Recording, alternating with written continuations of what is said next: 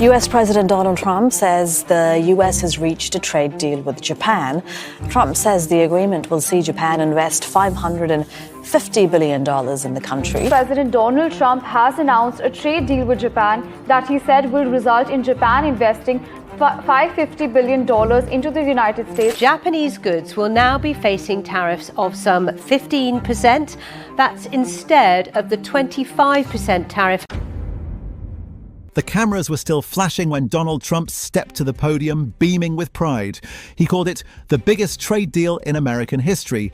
Reporters scribbled furiously as he announced the number, $550 billion, signed, sealed, and supposedly secured. It was meant to be a crowning moment, proof that his hardline tariff strategy was forcing allies to invest directly in America. But only weeks later, that victory began to unravel spectacularly. Tokyo suddenly pulled the plug. On live national television, Japan's new prime minister tore up the deal, calling it a threat to our national interest.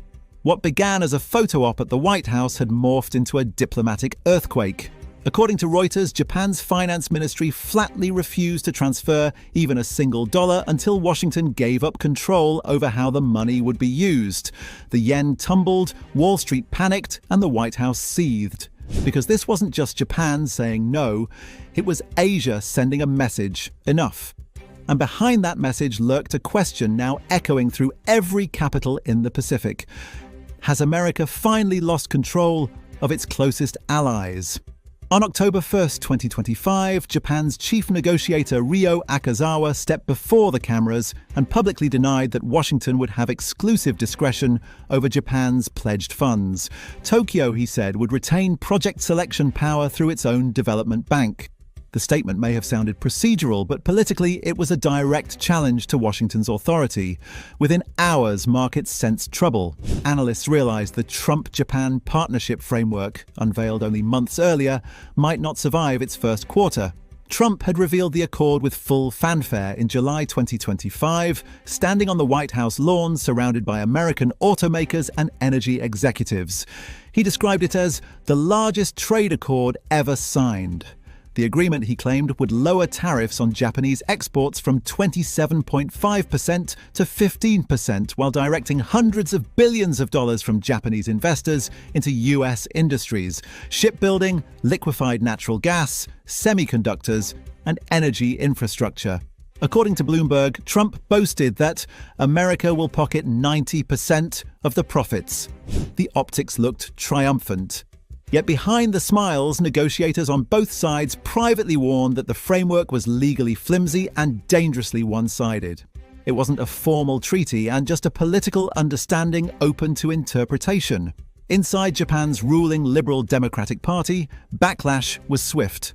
Then Prime Minister Shigeru Ishiba had signed the deal under months of tariff threats from Washington. By September, as reported by the Financial Times, his approval ratings collapsed below 20%, amid claims he had surrendered Japan's fiscal independence.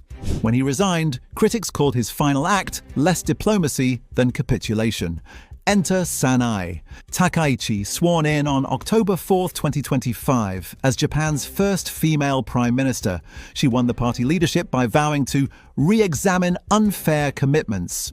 The Wall Street Journal described her rise as a conservative reset, echoing the worldview of her mentor, the late Shinzo Abe, hawkish on defense, skeptical of Beijing, yet fiercely protective of Japanese sovereignty. In her first televised address, Takaichi declared that any deal undermining Japan's national interest would be reviewed.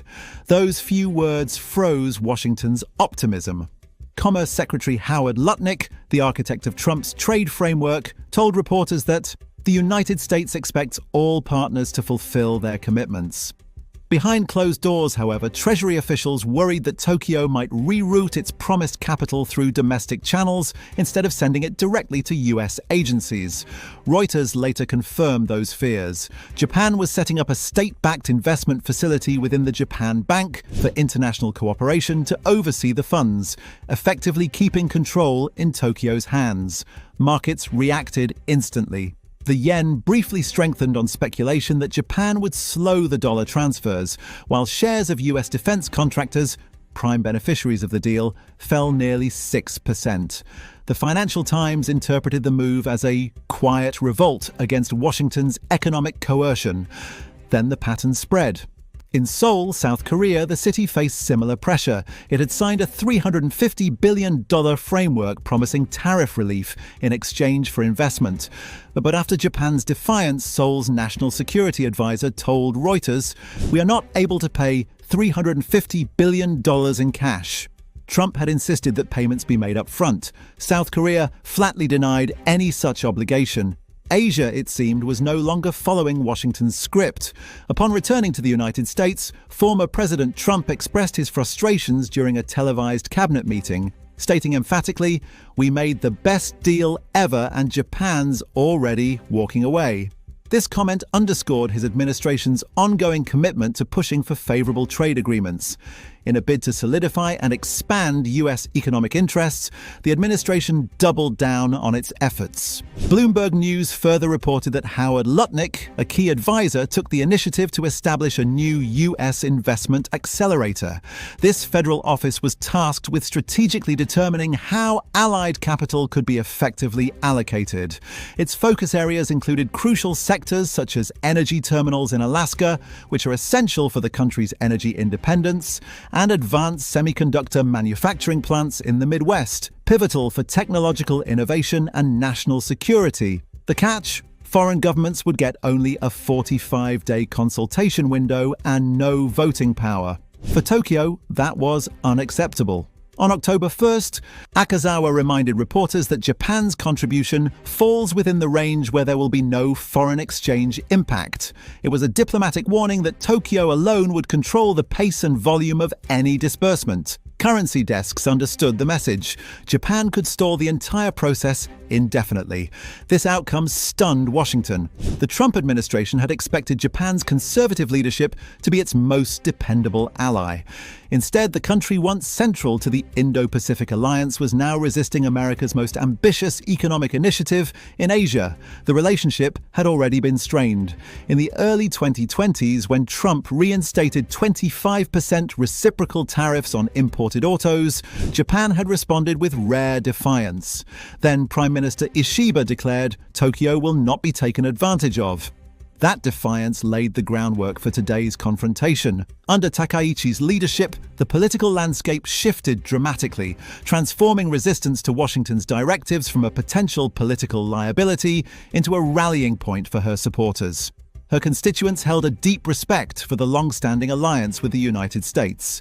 Still, they were increasingly vocal about their discontent with any agreements that placed Japan in a subordinate role. According to reports from Nikkei Asia, Takaichi's strategic approach focused on achieving a strategic balance. This involved not only fortifying defense cooperation with US forces to ensure national security, but also advocating for Japan's independence and standing in international trade and investment negotiations. By promoting a vision of equality and mutual benefit, Takaichi sought to redefine the terms of Japan's partnership with the US, making it clear that while Japan valued its alliance, it would not accept terms that undermined its sovereignty. Her advisors argued that Japan's post-war role, subordinate to American power, had to evolve into a genuine partnership. But the economic stakes remained enormous. The White House estimated that the Japan framework could create 700,000 US jobs and revive industries hollowed out by globalization. Shipyards in Alabama and Texas had already been promised contracts worth billions. Bloomberg quoted Lutnick saying the plan would reindustrialize America without spending taxpayer money. For Donald Trump, it served as clear evidence that tariffs were an effective tool for shaping the economy and leveraging trade negotiations in favor of the United States. On the other hand, Japan's economists viewed the situation as a looming fiscal disaster. A confidential report from the finance ministry, referenced by the Asahi Shimbun, cautioned that the massive redirection of financial resources overseas could significantly undermine domestic investment, further escalating fiscal risks for the country.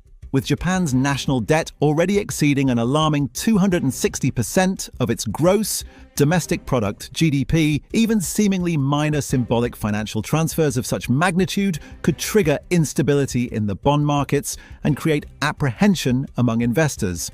The potential repercussions on Japan's economy could reverberate globally, highlighting the interconnectedness of international financial systems. Corporate voices in Japan were growing increasingly restless amid discussions on international trade. Takeshi Ninami, the CEO of Suntory and the head of the influential business federation Keizai Doyokai, expressed his concerns to the Financial Times regarding Japan's decision to agree to full tariff exemptions. He characterized this move as a significant strategic blunder that could have lasting repercussions on the nation's economy. Ninami emphasized that while the American framework for trade appeared appealing on the surface, it suffered from a lack of transparency. Specifically, there was little clarity regarding which projects Japan would be financially backing or the expected returns on its investments. His frustration underscored a brewing discontent within Tokyo's business circles. Many believed that Japan had committed to impressive financial figures without establishing a coherent governance plan or a roadmap for oversight. This sentiment reflects a growing awareness among corporate leaders of the need for more transparency and accountability in international agreements to safeguard Japan's economic interests. Meanwhile, the deal's flagship venture, the $44 billion Alaska LNG export terminal, was already bogged down. Reuters reported in late September that Japanese utilities doubted their profitability, citing spiraling construction costs and weak long-term demand. One industry executive privately admitted all the Japanese want is to stall and get out. Trump's advisors pushed back, arguing that Japan would benefit indirectly through energy security and geopolitical alignment. But even American analysts were skeptical. Christopher Johnston, Japan chair at the Center for Strategic and International Studies, told Politico that the framework was more official than what they had before, but less official than a formal trade agreement. In short, it sat in legal limbo, enforceable only through political will. By October, the cracks widened. Japan abruptly cancelled a planned trade delegation to Washington after discovering errors in the US tariff implementation orders. Akazawa demanded a corrected executive proclamation. The White House refused. According to the Associated Press, that cancellation disrupted what Trump had hoped would be a victory tour across allied capitals. Across the Pacific, financial commentators began asking a bigger question: was Washington's coercive trade model driving allies away faster than Beijing ever could? The Wall Street Journal observed that while China extends influence through loans, Trump was testing the opposite: influence through tariff, intimidation. Inside Takaichi's cabinet, options were hotly debated. Should Japan comply and face domestic outrage, renegotiate and risk retaliatory tariffs, or delay indefinitely and test Trump's patience? Each path carried a serious risk. Analysts at Nomura Securities estimated that Japan could legally stretch payments over a decade without breaching commitments, effectively neutralizing the political pressure while keeping diplomatic channels open. Washington noticed. Lutnick warned that delays will have consequences, hinting at the return of punitive tariffs. But the credibility of such threats was uncertain. The US manufacturing lobby, once enthusiastic about Trump's plan, now feared another round of trade turbulence. As one executive told the Financial Times, "We wanted investment, not a new Cold War with our best customer." One thing is clear: the stage that began as a victory parade for Washington has turned into a referendum on American dominance itself. The outcome won't just shape the next trade cycle, it could determine the very balance of influence across the Pacific for a generation. And as this drama unfolds, every headline, every currency fluctuation, and every press conference tells the same story. America's allies are no longer automatically aligned. They're asserting independence, and the era of unquestioned US economic command may finally be over. So as the yen wobbles, the markets hold their breath, and diplomats scramble behind closed doors.